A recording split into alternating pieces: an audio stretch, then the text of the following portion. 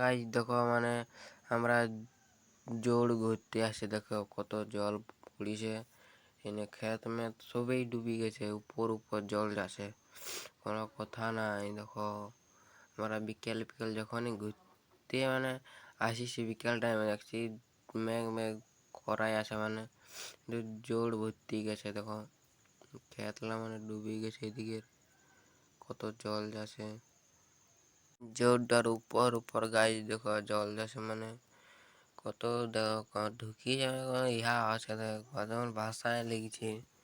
আর এখানে খেজুর গাছ টাললে বটে, ওদিকে একটু আগুয়ালে মানে ঢুকি যাবে খালটায়।